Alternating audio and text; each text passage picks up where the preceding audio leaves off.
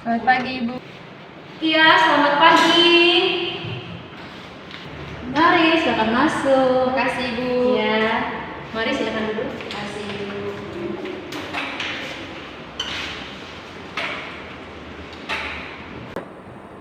Baik adik, apakah duduknya sudah nyaman? Sudah, Ibu. Usahakan duduknya senyaman mungkin ya. Ibu. Oke, bagaimana kabarnya hari ini? Saya kabarnya baik, Ibu. Kalau Ibu bagaimana kabarnya? Ibu juga baik hari ini. Syukurlah kamu juga baik ya. Ya, Ibu. Oke, sebelum kita mulai proses kegiatan kita hari ini, kayak baiknya kita memperkenalkan diri terlebih dahulu. Dimulai dari Ibu ya. Perkenalkan, nama Ibu Lorti. Ibu sudah mengabdi di sekolah ini kurang lebih 2 tahun. Nah, sekarang giliran adik. Baik, Ibu. Perkenalkan, nama saya Mevi. Saya dari kelas 9A, Ibu. Mevi dari kelas 9A ya. Ya, Ibu. Kalau boleh tahu sebelum datang ke ruangan Ibu tadi, adik Mevi ada kegiatan apa? Tadi kami mengikuti pelajaran matematika di kelas, Ibu. Pelajaran matematika ya, dengan Pak Aris. Iya, Pak Aris, Ibu. Nah, suka nggak? Suka nggak tidak matematika? Saya, Ibu, tidak terlalu suka dengan matematika karena saya bukan orang yang pandai dalam berhitung, Ibu. Tidak suka dengan matematika? Iya. Kenapa? Karena sulit? Iya, Ibu, karena selain sulit juga saya merasa saya tidak terlalu mahir dalam berhitung, Ibu. Jadi saya tidak menyukainya. Nah, itu dulu juga Ibu begitu. Ibu itu seumuran kamu, Ibu kurang suka dengan matematika. Tapi setelah Ibu belajar terus dan Ibu berusaha untuk menyukai matematika, jadi lama-kelamaan Ibu jadi suka dengan mata pelajaran matematika. Ibu harap Vivi juga begitu ya? Ya, Ibu, saya akan berusaha, Ibu. Oke, bagus. Ibu sangat senang mendengarnya. Oke, sebelum kita lanjut ke sesi berikutnya, Ibu ingin menjelaskan beberapa hal terkait pelaksanaan proses konseling kita pada hari ini. Nah, yang pertama itu Ibu ingin menyampaikan bahwa nanti pada proses konseling kita ada beberapa peraturan yang akan kita pegang bersama. Yang pertama ada asas kerahasiaan dan juga asas kesukarelaan. Di mana asas kerahasiaan ini nanti apa yang adik Mevi ceritakan ke Ibu, masalah yang adik Mevi alami, adik Mevi tidak usah khawatir karena rahasianya akan terjamin dan terjaga. Ibu janji itu. Jadi adik Mevi tidak usah takut dalam mengungkapkan masalah yang adik Mevi rasakan. Lalu juga ada asas kesukarelaan, di mana di sini adik Mevi secara sukarela datang kepada Ibu dan menceritakan apa yang adik Mevi rasakan tanpa ada paksaan dari orang lain. Nah, di sini ingin bertanya, apakah adik Mevi datang karena keinginan sendiri atau rekomendasi dari orang lain, dari keluarga kelas? Kalau saya, Ibu, karena saya kan sudah sering mendengar tentang Ibu kan di sini. Ibu juga sudah 2 tahun di sini. Jadi saya rasa saya tidak ada paksaan dari siapapun atau rekomendasi dari siapapun datang ke sini. Karena saya yakin Ibu sebagai guru BK di sini pasti mau mendengarkan segala keluhan dan masalah saya, Ibu. Jadi saya datang ke sini itu, Ibu, secara sukarela. Wah, Ibu sangat senang mendengarnya, Ibu. Baiklah, untuk selanjutnya, ya di sini juga Ibu ingin menjelaskan bahwa di sini Ibu hanya sebagai fasilitator saja ya. Jadi selebihnya nanti ketika Ibu memberikan solusi, selebihnya solusi yang akan diberikan itu dari adik Mevi sendiri. Apakah bisa dipahami? Bisa, Ibu. Oke, baiklah. Lalu selanjutnya kita akan menyepakati dulu ya. Nanti kita akan mulainya dari sekarang. Berapa ya sekarang? Jam 12 tepat. Jadi kita akan mulai dari sekarang sampai jam 12.45. Apakah itu cukup? Cukup, Ibu. Oke, baik. Kita lanjut ke sesi selanjutnya ya. Baik, karena kita sudah menyepakati beberapa hal tadi terkait asas, terus waktu juga dan beberapa hal lainnya, Ibu ingin bertanya, kira-kira apa yang membuat adik Mevi datang ke ruangan Ibu hari ini? Baik, Ibu, saya datang ke ruangan Ibu hari ini. Saya datang bertemu Ibu itu, saya rasa saya butuh bantuan Ibu. Karena saya yakin seorang konselor itu pasti mau membantu masalah yang dialami oleh peserta didiknya. Dan sekarang, Ibu, saya datang ke ruangan Ibu, saya butuh bantuan Ibu untuk menangani masalah yang saya alami saat ini, Ibu. Tentu saja adik Mevi, baik. Kira-kira apa yang menjadi permasalahan adik Mevi? Apakah bisa diceritakan kepada Ibu? Baik, Ibu, masalah yang sering saya alami itu, Ibu, saya sering kali merasa seperti orang yang gagal, Ibu. Saya gagal dalam segala hal, Ibu, dan dari dari karena saya merasa gagal tersebut, saya merasa orang lain akan menilai saya negatif, Ibu. Baik. Jadi adik Mevi merasa diri sendiri itu buruk ya, Iya, dan Ibu. orang lain lebih baik dari adik Mevi. Iya, iya. Baik adik Mevi, terima kasih sudah menceritakan masalah adik Mevi tersebut kepada Ibu. Ibu ingin mendengarkan lebih lanjut lagi terkait masalah yang adik Mevi alami saat ini. Apakah adik Mevi bisa menceritakan lebih detail lagi kepada Ibu? Baik Ibu, masalah yang sering saya alami saat ini Ibu, ketika saya berada di sekolah Ibu, ketika saya melakukan presentasi di depan kelas Ibu, saya rasa ketika saya melakukan presentasi itu Ibu, teman-teman saya menertawakan saya Ibu. Saya tahu Ibu, tidak ada manusia yang sempurna di dunia ini, tapi saya sudah berusaha untuk melakukan yang terbaik untuk diri saya Ibu. Ketika saya presentasi dan teman-teman saya menertawakan saya, di situ saya merasa seperti saya orang yang gagal Ibu, dan orang lain sudah melihat saya dari sisi yang negatif Ibu. Dan sekarang karena perasaan tersebut saya merasa jadi takut Ibu. Oke, baik adik Mevi. Ibu dapat memahami apa yang adik Mevi rasakan. Ibu juga dulu pernah merasakan hal yang serupa. Jadi dulu itu waktu seumuran adik Mevi, Ibu juga pada saat melakukan presentasi di depan kelas kadang takut dan merasa rendah diri, karena ketika Ibu melakukan kesalahan, Ibu merasa semua orang menertawakan Ibu begitu. Tetapi Ibu tidak terlalu memikirkan hal itu waktu itu. Ibu terus belajar begitu. Lalu bagaimana cara Ibu mengatasi hal tersebut? Nah, Ibu cara mengatasi hal tersebut. Nah, itu Ibu berpikir tidak ada manusia yang sempurna di dunia ini. Pasti ada kekurangannya, pasti ada kesalahannya. Ibu berpikir bahwa semua yang kita lakukan itu berawal dari maksudnya itu semua berproses.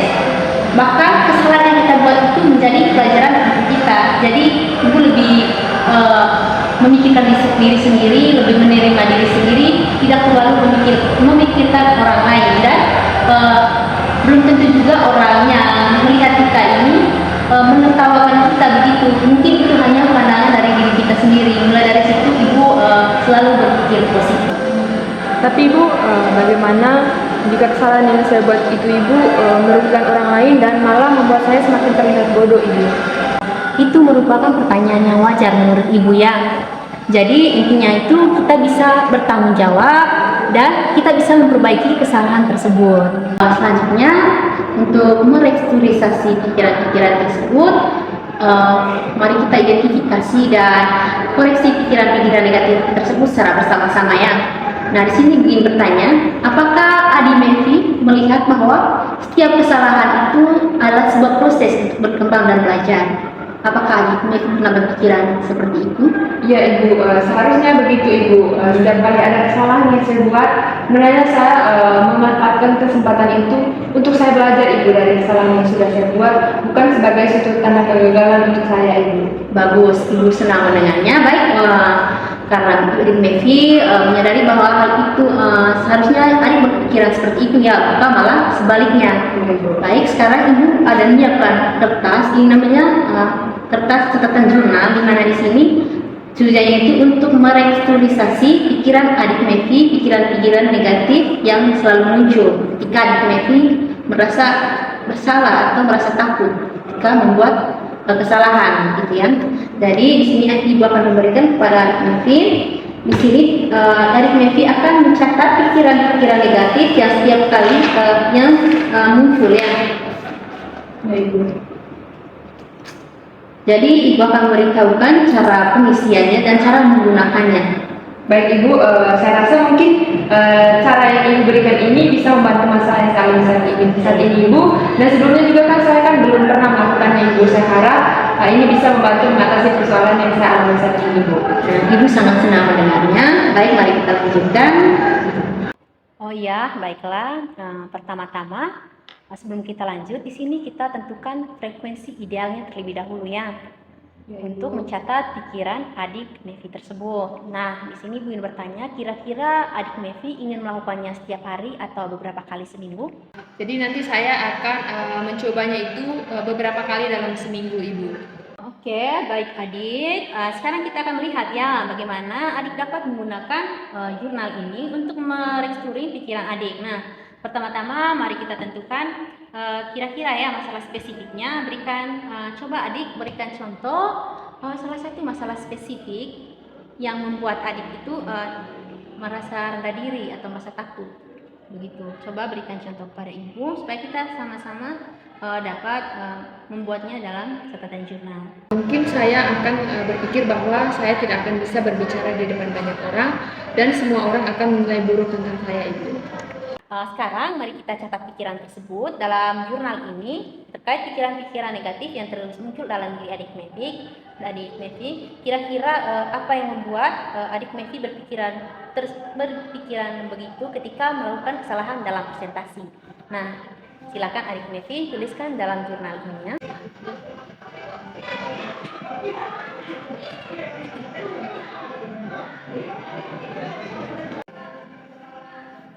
Sudah, Ibu. Oke, baik. Karena adik Mevi sudah menulisnya, biarkan punya di situ dulu. Jangan terlalu banyak.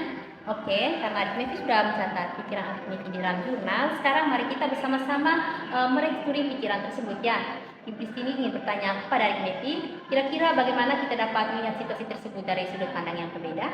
Kira-kira bagaimana menurut adik Mevi? Baik, Ibu. Mungkin ini sebagai suatu cara agar saya bisa melatih bagaimana saya berbicara di depan umum dan bisa membangun semacam rasa yang positif untuk di dalam diri saya, dan ini bisa menjadi hal yang lebih baik untuk peningkatan presentasi saya ke depannya. Jadi umpan balik yang saya dapat itu semacam hal yang positif, Ibu. Wah, Ibu sangat senang mendengarnya, bagus sekali. Nah, selanjutnya adik Mevi baru mengatakan pikiran yang positif. Jadi mari kita tulis itu juga dalam jurnal. Silakan adik Mevi tuliskan hal tersebut ke dalam jurnal. Oke, baik. Ya. Oke. Karena adik Mevi sudah menuliskannya, pertanyaan selanjutnya dari Ibu, kira-kira bagaimana perasaan adik Mevi setelah merestrukturisasi pikiran adik Mevi tersebut? Kira-kira coba ceritakan kepada Ibu, kira-kira bagaimana perasaan adik Mevi? Apakah adik Mevi merasakan sesuatu setelah berlatih merestrukturisasi pikiran tersebut? Baik, Ibu, saya merasa saya lebih ringan dan lebih lega setelah menuliskan semuanya, Ibu, karena saya rasa apa yang sudah saya pendam selama ini, apa yang menjadi ketakutan saya bisa tuangkan di dalam jurnal ini, Ibu. Oke, selanjutnya jurnal tersebut silakan nanti Ibu berikan kepada adik Mevi. Silakan adik Mevi tuliskan pikiran-pikiran negatif yang sering muncul ketika adik Mevi membuat kesalahan. Tadi Ibu sudah berikan untuk waktu idealnya untuk menulis pikiran adik Mevi ke dalam jurnal tersebut. Apakah adik Mevi bisa memahami? Bisa, Ibu. Oke, silakan adik Mevi menulisnya ya. Tuliskan pikiran-pikiran positif, terutama pikiran positif yang baru adik Mevi katakan ke dalam jurnal tersebut. Nanti itu dilakukan setiap kali adik Mevi merasakan atau ada pikiran yang muncul setiap kali adik Mevi melakukan presentasi di kelas. Silakan tulis dalam jurnal tersebut sesuai siklus yang sudah kita tentukan tadi.